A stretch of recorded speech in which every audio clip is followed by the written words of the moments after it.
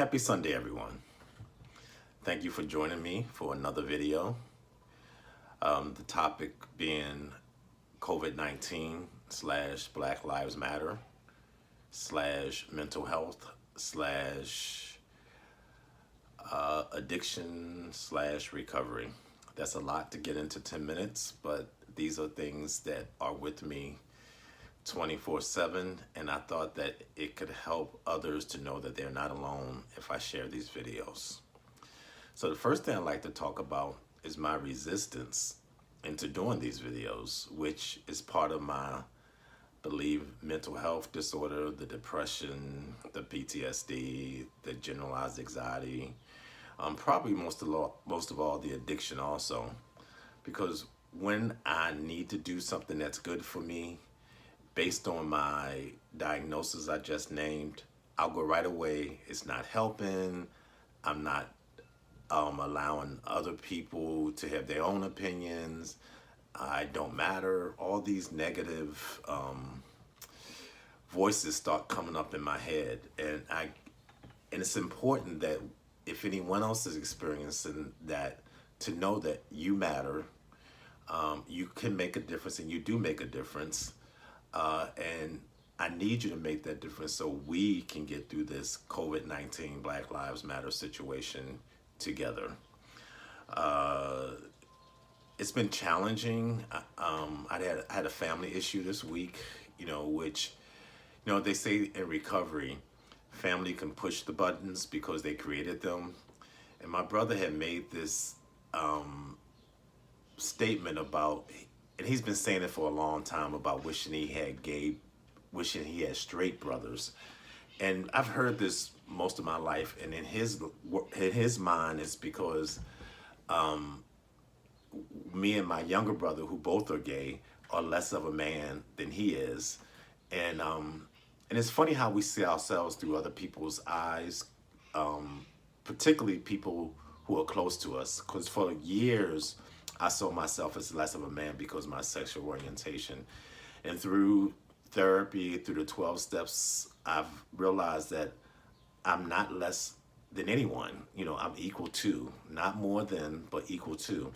And that helps me feel more inclusive. And, it was a very hot conversation. And I realized, because he wanted to compare whose pain was worse by growing up. He brought up this situation where he had visited me from his elementary school to my junior high school. And while we were together, a group of boys in the neighborhood put a bag over my head, start punching on me, and made the comment after they pulled the bag off, "That's what you get, faggot, MF," and ran away. And his thing was, if I had a straight brother, he would have fought back, which took me back into my own PTSD about that situation being a normal situation throughout my childhood. But, and I was like, such a traumatic situation was all about him. But then I get, when we have difficult time dealing with our own pain, we always want to make it about other people. And I'm quite sure he had some painful situations seeing that happen to his older brother. But I had to let him be where he was. It wasn't easy, but I've learned through the 12 steps of recovery. I've learned through even this COVID situation, this Black Lives Matter situation, that everyone's having their own unique experiences through this. And I do not have to buy into what your experience of this is, or what your experience of anything is. What I get to do is to love you unconditionally. What I get to do is to realize that whatever pain you are experiencing through past experiences or current experiences, that you will get through the other side to the healing. And part of that healing is looking within. I'm taking that time out to realize that I'm doing the best under the current circumstances that I'm in. These are things that it took me a while to learn. I like to encourage everyone to know that you are being the best you can be. And, I talked to my mother a little bit about it, and of course, she was saying, we can't stay stuck in the past. And I agree with that wholeheartedly. I believe my brother is stuck in the past about growing up with two gay brothers. I've stated in the past about my mother being 16, raising me, not having the know-how how to raise three boys by herself, you know. But I realized that if I stay back there, I don't get to enjoy the blessings right now. And you saying what blessings right now? We going through a world pandemic too, you know, Black Lives Matter and COVID. But the blessings are that we are going through it. We're not stuck in it. And if we are stuck in it, we have to look within ourselves and ask ourselves, what benefit do I get by being stuck in it? And that's a big question because most of us want to believe that we're not creating our own pain, our own misery. But more times than not, we have to, and I always say, look within so we can heal without. You know, yes, I like to reiterate, we all have challenges, as you can hear. Barriers I experience, being a black man, being a gay man, being a man diagnosed with a mental disorder, being a man with addiction in this background, you know, but I've had to work through those situations. I don't want to make it light that I just woke up one day and was healed. I'm still not healed. You know, I had an interview this week with an African American woman, and with my own mother issues, you know, strong black women, that's a challenge for me.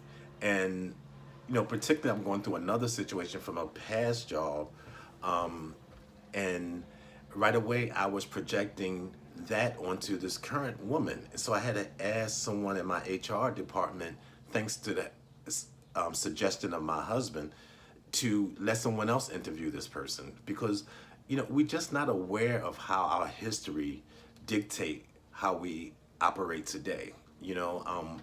The mind doesn't have a time reference. Anything that is in the past in regards to pain becomes in the present, and it really can't decipher.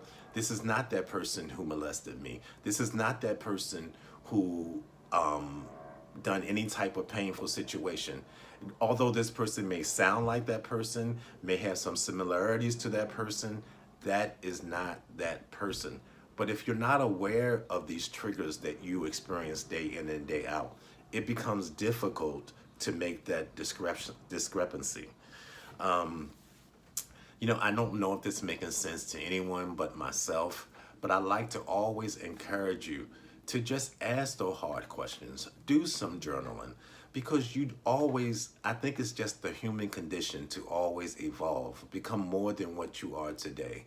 I always say, if you're not taking risks, then you're truly not living.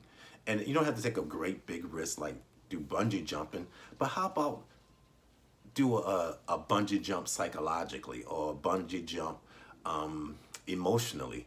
Take a risk and ask yourself, am I being the best human being I can be? Am I being the best parent I can be? Am I being the best parent, or not, I said parent, the best partner I can be? And if the answer is no, then do something different. Because again, anything I'm experiencing that's not 100%, I'm keeping it from being 100%. And I don't know if you can do anything 100%. In the 12-step program, out of all the 12 steps, they said the first step is the only one we do 100%.